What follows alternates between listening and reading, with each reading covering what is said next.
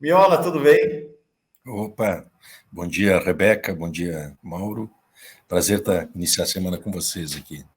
Muito bem chegado, alegria grande na tua presença. Miola, sexta-feira, condenação de Bolsonaro no TSE. O fim de semana foi em parte dedicado aí aos analistas políticos se debruçando sobre o que acontece com a extrema-direita no Brasil, com Bolsonaro fora do jogo em 2026, na verdade até 2030. Como é que você vê o cenário da extrema-direita brasileira depois da condenação do Bolsonaro?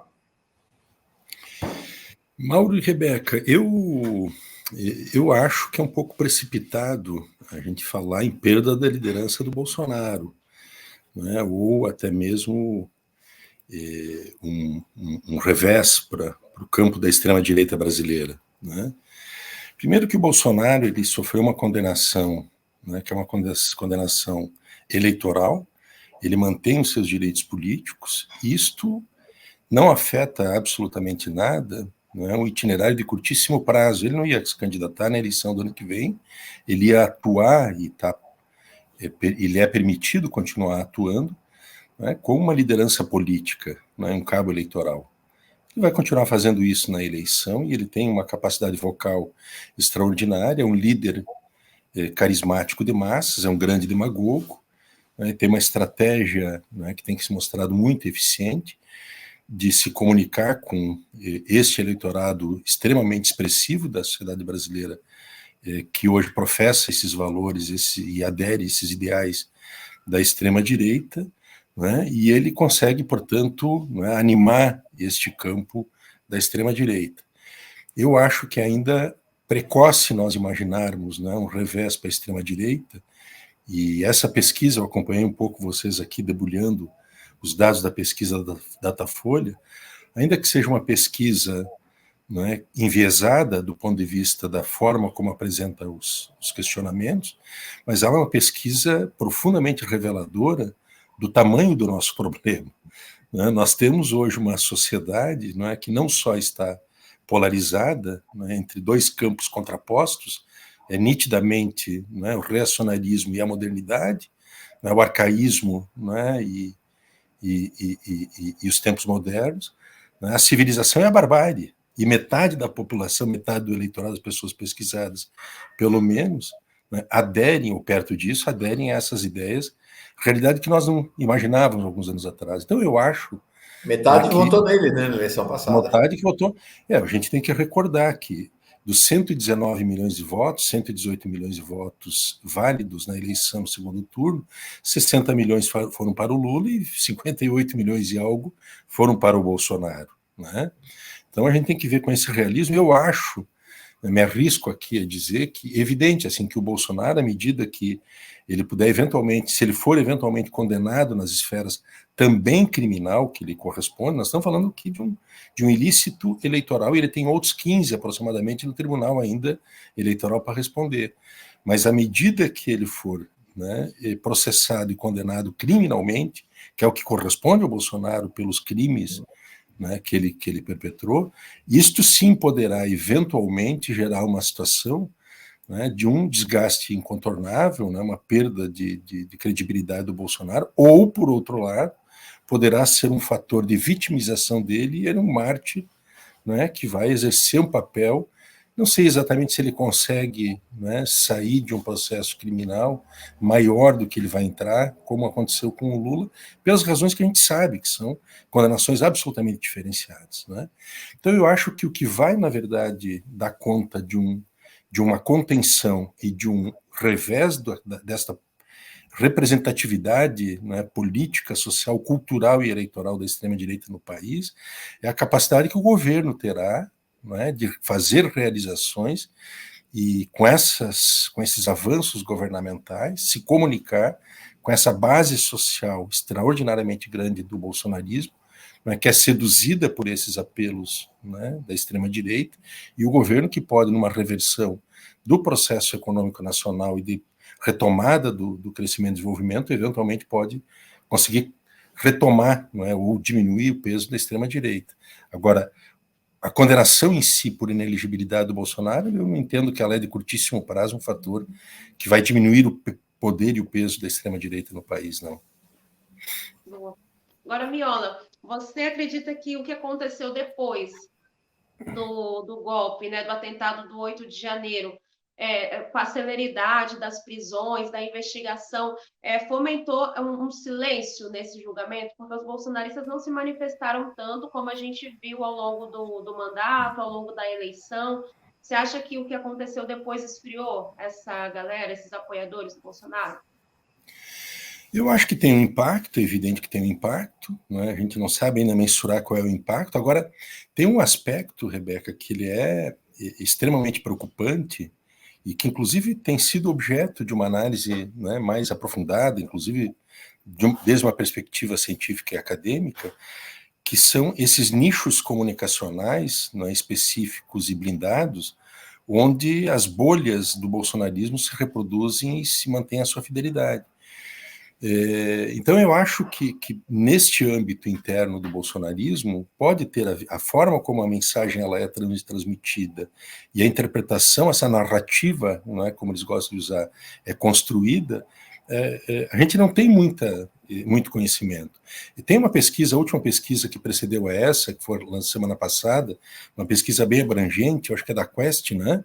Foi realizada, e ela tem um dado ali que não é um dado, que é um dado muito valioso, onde ela demonstra que o eleitorado do Lula, não é, ele se informa, ao redor de 55% do eleitorado do Lula se informa, não é, pela televisão tradicional, não é, e por sites de notícias.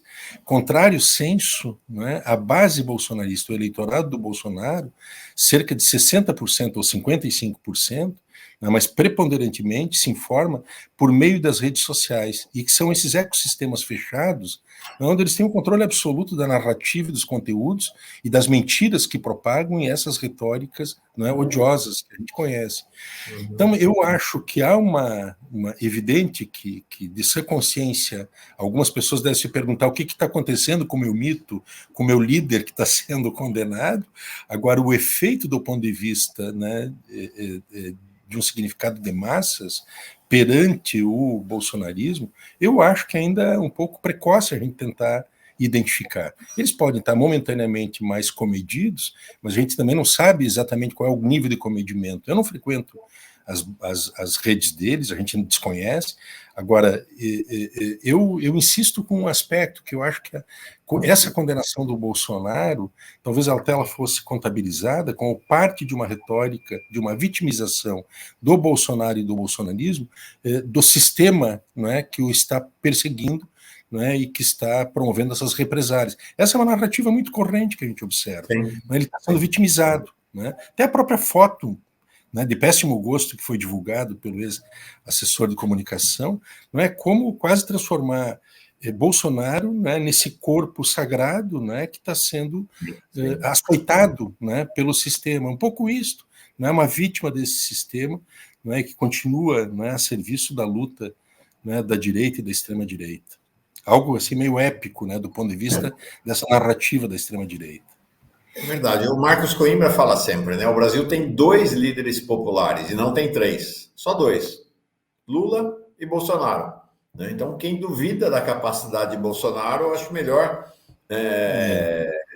tomar algumas cautelas. Né? Ele se elegeu em 2018 sozinho, importante dizer, né? Em 2018 ele se elegeu contra tudo e contra todos, né? Não tinha esquema nenhum. Né? Não tinha esquema nenhum. Quase se reelegeu em 2023, usou a máquina do Estado? Usou a máquina do Estado, mas todos os presidentes usam a máquina do Estado. Todos os presidentes. E tem presidente que usa a máquina do Estado e perde, depois de ter feito um governo de destruição nacional, e há metade do eleitorado. Quem duvida da liderança ou da capacidade do Bolsonaro, ele tem capacidade para o mal. Né? A gente não pode se deixar levar pelo negacionismo ou por conta da nossa opinião, achar que a nossa opinião política e ideológica ela é suficiente para decretar sentenças sobre a realidade. A realidade, em geral, é mais complexa e Bolsonaro conta com o mesmo que contou Lula. quando foi preso? Com uma mudança no cenário político. Bolsonaro conta com uma mudança do cenário político que possa, de alguma maneira, favorecê-lo e fazer ele voltar ao jogo em 2026.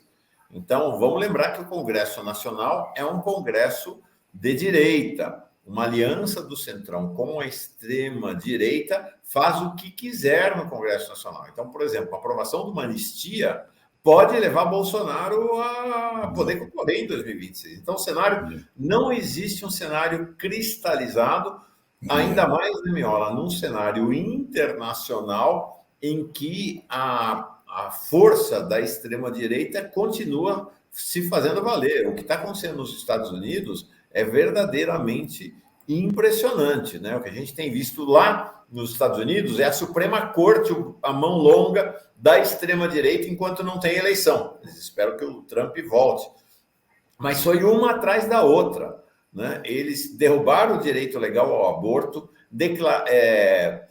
tornaram ilegais as ações afirmativas nas universidades, e agora permite que qualquer empresa recuse atendimento a casais do mesmo sexo, ou seja, permitindo que as empresas digam, não, se é gay, se é lésbica, se é trans, eu não vou atender você. É um negócio assim espantoso. Nos Estados Unidos, quem está liderando essa ofensiva conservadora, reacionária, anti-humana, é a Suprema Corte. Na Rússia, é o próprio parlamento, a Duma, o parlamento russo, que aprovou no final do ano uma ampliação da lei contra o que se chama lá propaganda LGBTQIA+, praticamente colocando a população LGBTQIA+, na clandestinidade, e agora acaba de aprovar uma lei que proíbe a mudança de sexo, a redesignação de sexo pelas pessoas trans. Então, a ofensiva continua. A Polônia acaba de aprovar uma outra lei contra a população LGBTQIA+, e aqui no Brasil, o Supremo, porque, importante dizer, né, Miola, no Brasil, há uma aliança, nesse momento, entre a esquerda e os liberais. Então, em que pese essa aliança, porque os tribunais não vão nos iludir, né? Os tribunais não são compostos pela esquerda, né? São hegemonizados, os tribunais superiores, pelos chamados liberais, em aliança com a esquerda na defesa da democracia. Mas na Câmara, no Congresso Nacional, o cenário é bem diferente. Então, a gente vai ter agora a revisão da lei de cotas. Vamos ver o que vai acontecer. Vai ser uma guerra a revisão da lei de cotas, né, meu? São retrocessos por todas as partes, né? E são retrocessos marcantes. Imagina se nós íamos estar na terceira década do terceiro milênio discutindo questões que já estavam pacificadas no século XIX, século XX, né? Desde a Revolução Francesa, né? Os valores iluministas, né? da humanidade, a civilização, né? A ilustração, a enciclopédia. Então, um retrocesso, né? Em escala, né? Planetária, que revela, né? Que nós estamos tratando aqui de um problema que ele é sistêmico, e se ele é sistêmico, ele é reflexo da crise, né, do neoliberalismo nessa etapa ultrafinanciarizada, né, onde a emergência de alternativas à própria crise do neoliberalismo, nessa sua financiarização extrema, ela não é a democracia e não é nem a direita liberal, não é nem a direita tradicional, e tampouco é a esquerda. A alternativa, né, para uma saída dessa crise do capital hoje é a extrema-direita, né, que são as formas de gestão violenta da barbárie que o capitalismo gera. Precisa dessas saídas autoritárias, o capitalismo requer isso. A exemplo do que aconteceu aqui no Brasil com o Bolsonaro, né? Então nós temos essa situação que é a emergência da extrema-direita, é um fenômeno que, né, veio para chegar, porque ele é consentâneo a essa crise do próprio capital, né, e a superação, né, dessa extrema-direita e do fascismo ameaçador, ela é a própria resposta à crise que o capital vem enfrentando. E nós temos uma circunstância dessa extrema-direita que tem como seu um país que exerce uma função, né, muito organizadora desse movimento em escala planetária, Mauro e Rebeca, é a Espanha, através do partido Vox, da extrema-direita. E ele tem uma trama, né, de articulações em todo o planeta, especialmente na Hungria, na Polônia, nos Estados Unidos, com o Tea Party e os setores da extrema-direita do Partido Republicano, em toda a América Latina, mas especialmente na América do Sul, que tem referentes importantes, não é? No Chile, no Brasil, na Argentina, no Equador, no Peru, sobretudo, a Colômbia com o uribismo. Então tem uma rede hoje constituída internacionalmente, que está em cena, que tem um programa, e ele se alimenta de elementos comuns, não é? Quando a gente vai ver a literatura, então tem dois aspectos que são, né, marcantes da organização da extrema-direita planetária. Um deles que é a defesa da família, da pátria, não é, e da liberdade, que é uma consigna nazi-fascista, e essa defesa da família, esse modelo de família patriarcal, branca, não é, baseada na formação típica de homem e mulher, que é essa família que está sendo defendida, não é? Quando se trata do aborto, se trata das leis contra, não é, a identidade, liberdade de orientação sexual, etc. Então ele tem essa relação com a família e com a religião.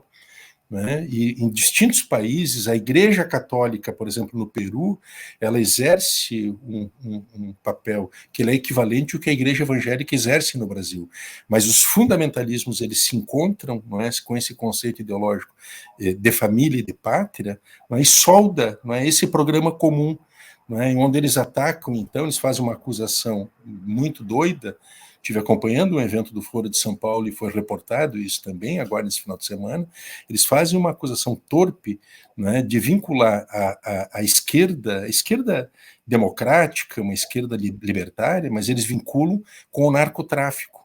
Então, eles acusam o Foro de São Paulo, né, e essas organizações, né, do campo democrático, popular e progressista internacional, né, como sendo forças vinculadas ao narco-socialismo, ao narco-comunismo.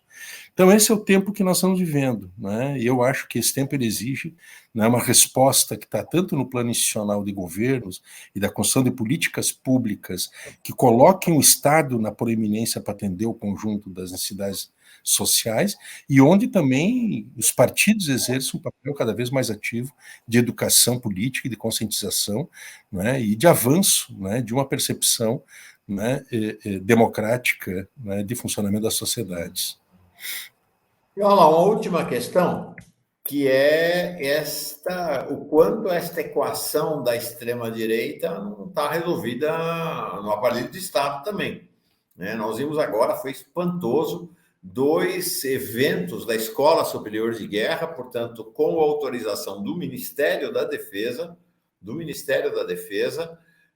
em que os militares pararam para ouvir 2 figuras, né? Ou para ouvir e para ler. Ives Gandra, ele mesmo, ele que defende o direito dos militares à intervenção na política, fez uma palestra dia 22 de junho na Escola Superior de Guerra. Era para ser uma palestra pública, os militares transformaram em secreta, proibiram acesso à imprensa, dá para imaginar o que ele falou. E essa ainda mais surpreendente, o líder neofascista russo, Dugin, um artigo dele foi publicado na revista da Escola Superior de Guerra. Impressionante como esse espaço institucional da extrema-direita é garantido nas Forças Armadas, né?